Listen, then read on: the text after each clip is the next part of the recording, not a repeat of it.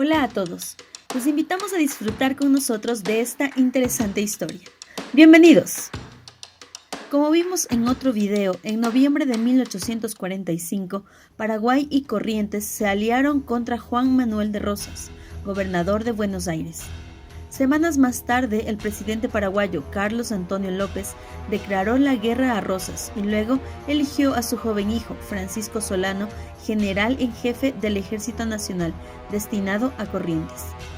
En ese mismo momento, el enviado especial de Estados Unidos a Paraguay, Edward Hopkins, ofreció la mediación de su gobierno para resolver el conflicto con Rosas. A continuación, a mediados de diciembre, podemos ver al joven López en la Villa del Pilar organizando el ejército que marcharía a Corrientes. En ese momento, López tenía más de 2.000 hombres entre infantería y caballería, divididos estos en tiradores y lanceros. El día 20 comenzaron a embarcar las 3 divisiones paraguayas, creadas 2 de caballería y 1 de infantería, mientras que otra división de infantería, aún incompleta, aguardaría la llegada de más tropas. El 22 por fin las tropas zarparon en 16 buques correntinos. Mientras López se adelantó hasta Corrientes, donde se reunió con el gobernador Joaquín Madariaga y con su hermano, el general Juan Madariaga. Allí se le informó que José María Paz, director de la guerra y general en jefe del ejército aliado pacificador, le esperaba en el campamento de Villanueva para invadir juntos Entre Ríos y Santa Fe. El día 26 López se reembarcó y fue río abajo hasta Rincón del Soto, cerca de la ciudad de Goya, desde donde se dirigiría a Villanueva en los próximos días. En este punto, a orillas del río Paraná, López tenía algunas piezas de artillería y casi 2.300 hombres, a los que se sumarían nuevos contingentes durante las siguientes semanas, llegando a alcanzar el ejército paraguayo casi los 5.000 hombres. En Rincón de Soto recibió López los saludos de paz a los valientes paraguayos, aunque el mismo Paz en sus memorias los llamaría ladrones e insolentes y menospreciaría los conocimientos militares del joven general. El 2 de enero de 1846, López escribía a su padre para comunicarle que los ingleses que participaban en el bloqueo del Río de la Plata le habían ofrecido armas y municiones. Asimismo le cuenta que la marcha hacia Villanueva no había comenzado aún por la falta de sables, fusiles, ropa, carretas y caballos, aunque los correntinos le suministrarían miles de estos animales durante la campaña. Poco después, un huracán hundió 3 barcos y mató a varios soldados paraguayos. A mediados de este mes, las fuerzas de Justo José de Urquiza, hombre de Rosas, comenzaron a penetrar en territorio correntino y obtuvieron su primera victoria en las osamentas. Mientras tanto, Paz pidió a López que avanzara hacia el río Corrientes. Al mismo tiempo que las tropas de Urquiza perseguían a las de Paz, López llegó al río Santa Lucía, desde donde socorrió al general Madariaga con 4 compañías. El 21, el mismo día que Urquiza cruzó el río Corrientes, López había llegado a Yataití Calle, desde donde avanzó al río Betel, lugar en el que se reunió con Paz, quien dividió a las tropas aliadas en 2.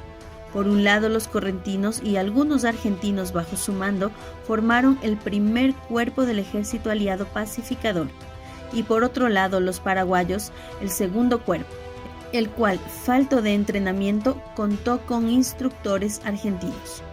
A partir de este momento comenzaron las quejas de López respecto a Paz. Primero, porque Paz quería formar un tercer cuerpo con tropas paraguayas bajo el mando del gobernador Madariaga, a lo que López se negó, pero no su padre. Luego, porque Paz no le informaba sobre el plan de operaciones. Y por último, porque Paz dispersaba las fuerzas paraguayas sin saber López su destino y las exponía a peligros.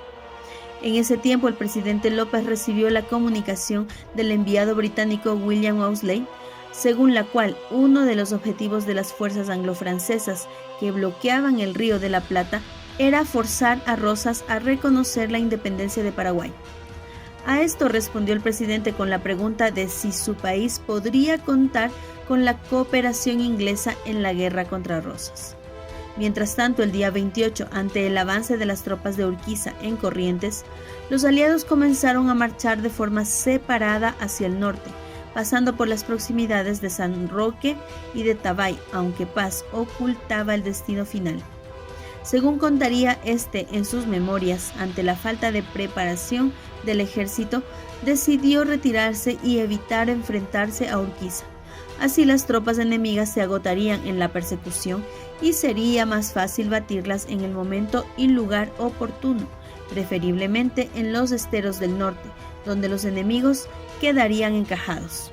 Ese mismo día 28, López supo que guerrillas paraguayas se habían enfrentado con éxito a los enemigos, causándole varias bajas. El 30, Paz ordenó a López que ambas columnas se reunieran para maniobrar contra las fuerzas de Urquiza. El 1 de febrero, el presidente López informó a su hijo que varios buques de la flota anglo-francesa se estacionarían en el litoral correntino y prestarían auxilio al ejército aliado. Poco después, Paz pidió al presidente López que enviara tropas a la tranquera de Loreto para proteger a la población desplazada por el avance del enemigo. Asimismo, algunos puntos paraguayos al sur del Paraná fueron reforzados. El día 4, la vanguardia correntina encargada de hostilizar al enemigo fue derrotada en Laguna Limpia y el general Juan Madariaga fue hecho prisionero. El 6, el presidente paraguayo ordenó llevar a cabo una política de tierra quemada y trasladar a la población correntina hasta la otra banda del Paraná si las partidas de Urquiza llegaban a la tranquera de Loreto. El día 8, tras pasar al norte de San Miguel, se encontraba en Barranquera, a orillas del Paraná, mientras el enemigo le acechaba. El 10, el gobernador Madariaga comunicó a Paz la intención de Urquiza de negociar, lo que enojó al director y le distanció del gobernador. El 13, desde Ilbahay, López escribió a su padre para comunicarle que, aparte de algunas acciones de guerrilla, no se había enfrentado al enemigo, pese a estar cerca, y que cuando ya estaban listos para presentar batalla, el ejército de Urquiza comenzó a retirarse. Ese mismo día, el presidente López, desconocedor de la retirada de Urquiza, ordenó guarnecer los pasos ante el peligro de una incursión enemiga. Durante los siguientes días, los aliados estuvieron persiguiendo hacia el suroeste a las fuerzas de Urquiza. En esas fechas, López fue conocedor de que Urquiza pretendía hacer las paces con los Madariaga, al margen de Paz y de los paraguayos. López cuenta en su correspondencia que en su retirada el enemigo había dejado atrás más de 3.000 caballos, muchos de ellos degollados, y que él tuvo que dejar a más de 400 hombres enfermos en Caacatí. El día 23, mientras López se encontraba en San Roque, le confirmaron que Urquiza, acampado en Capitaminí, había hecho proposiciones de paz al gobernador Madariaga, aunque éste no se lo había comunicado al gobierno paraguayo aún. Poco después, Urquiza se retiraría al otro lado del río Corrientes y luego a Entre Ríos. En aquellas fechas, López escribió a su padre lo siguiente: el director de la guerra sé que está pensando destinarme a ocupar la ciudad del Paraná con una columna de 2.000 hombres para fortificarla y poner una guarnición fuerte. Enseguida me dicen que piensa marchar sobre la misma capital. El presidente López respondió desaconsejando llevar la guerra a Entre Ríos, pues si había sido imposible defender Corrientes, más difícil sería conquistar y defender la ciudad de Paraná. El día 28, López tuvo que hacer frente a una revuelta de parte de sus tropas, mientras se dirigía a Villanueva.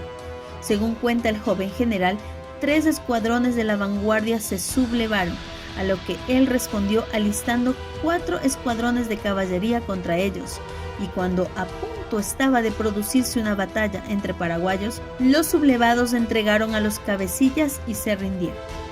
López entonces los juzgó de inmediato y fusiló a los 4 cabos responsables del motín. El 1 de marzo, las fuerzas paraguayas alcanzaron a la retaguardia enemiga en Macoretá, y tras una escaramuza en la que la caballería urquicista fue acuchillada, les tomaron armas y 200 caballos. El día 7 se encontraba López en el campamento de Villanueva, cerca de la actual Mercedes, desde donde comunicó a su padre que continuaban las intrigas entre el enemigo y el gobernador Madariaga, el cual le había pedido que detuviera su avance. Días después podemos ver en la correspondencia de López que las discrepancias entre Paz y Madariaga seguían por las negociaciones con Urquiza. Además, en aquellas fechas, el cuerpo correntino del ejército aliado había sido licenciado, solo quedando los paraguayos, a los que se habían unido algunos correntinos. Desde mediados de mes, López fue conocedor de las intrigas de Paz y del Congreso correntino contra Madariaga, y se quejaba de que los hombres del director comandaban tropas paraguayas en destinos que él desconocía y que le quedaban pocos soldados bajo su mando directo. También se quejaba López de los ultrajes a los que Paz y el coronel Indalecio Chenau sometían a los paraguayos. En esas fechas, y fruto de la mediación de Estados Unidos, Rosas ofreció reconocer la independencia de la provincia de Paraguay, pero dentro de la Confederación Argentina, bajo los términos del Pacto Federal de 1831, siendo esto tratado de cómica ocurrencia en el paraguayo independiente. A finales de mes, Paz maniobró para que el Congreso de Corrientes destituyera a Madariaga. Este se preparó para marchar contra los congresistas, a los que amenazó de degollar, y Paz respondió enviando al general José Domingo Ábalos para proteger a los congresistas. Entretanto, López se mantuvo neutral y consiguió que le devolvieran el mando sobre la mayoría de las tropas paraguayas. A principios de abril, López comenzó a moverse hacia el norte, hacia la frontera paraguaya. En esos días, Madariaga consiguió controlar la situación en Corrientes. El Congreso fue disuelto.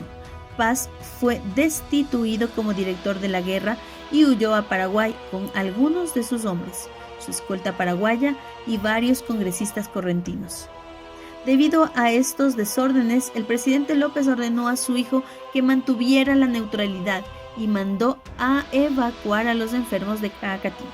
Al mismo tiempo, Madariaga mandó a Asunción a un enviado con el propósito de acordar con el presidente López negociar con Urquiza para alejarlo de Rosas. Además, se debía acordar el nombramiento de un nuevo general en jefe del ejército aliado, aumentar las tropas paraguayas hasta los 8.000 hombres y enviar un comisionado a Bolivia para negociar una alianza contra Rosas. Por entonces, el presidente López, arrepentido de la alianza con Corrientes por el conflicto surgido entre Paz y Madariaga, se negó a las peticiones del gobernador. El día 19, López se encontraba en Arroyito y pretendía avanzar hacia el Paraná, a pesar de que Madariaga quería retenerlo en ese lugar. A principios de mayo, López ya había llegado a Yaapé, en la costa del Paraná, donde fue conocedor de una posible conspiración de los soldados correntinos contra Madariaga por pactar con Urquiza. El día 6, las tropas paraguayas comenzaron a cruzar con dificultad el río hacia su país mediante canoas y lanchones. Durante los siguientes días, las tropas, junto con varios oficiales correntinos enrolados en el ejército paraguayo, continuaron cruzando el río. Finalmente, el pasaje del ejército concluyó a mediados de mes, pero permaneció acampado en Cerrito durante algunas semanas más. Por entonces, el presidente López ya daba por muerta la alianza con Corrientes y la estéril mediación de Estados Unidos. El día 24, el presidente decretó que se conservara en Cerrito un ejército de 3.000 hombres, mientras que el resto sería licenciado. El joven López pretendía seguir instruyendo a estas tropas para hacer frente a una posible invasión de Paraguay. Pero la guerra no acabó con la retirada paraguaya y, como veremos en otros videos, esta no fue la última vez que los paraguayos intervinieran en la provincia de Corrientes.